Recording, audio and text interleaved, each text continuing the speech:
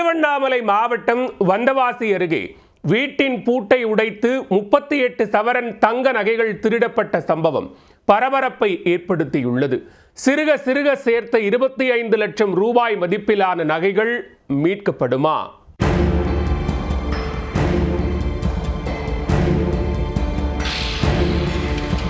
திருவண்ணாமலை மாவட்டம் கீழ் சாத்தமங்கலம் கிராமத்தில் நடேசன் நகர் பகுதியில் பழனி என்பவர் குடும்பத்துடன் வசித்து வருகிறார்.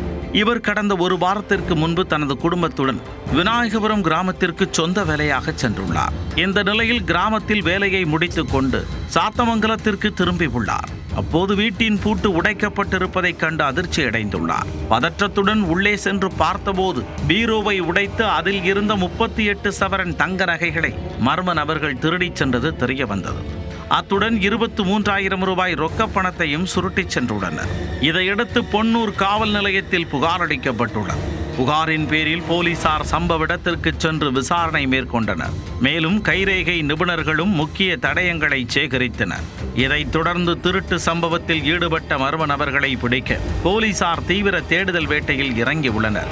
ஆளில்லாத வீட்டை நோட்டமிட்டு 25 லட்சம் ரூபாய் மதிப்பிலான தங்க நகைகளை கொள்ளையர்கள் திருடிச் சென்ற சம்பவத்தால் வந்தவாசி பகுதியில் பரபரப்பு ஏற்பட்டது. கொள்ளையர்கள் அடுத்த கைவரிசை காட்டுவதற்குள் போலீசார் விரைந்து அவர்களை பிடிக்க வேண்டுமென பொதுமக்கள் கோரியுள்ளனர்.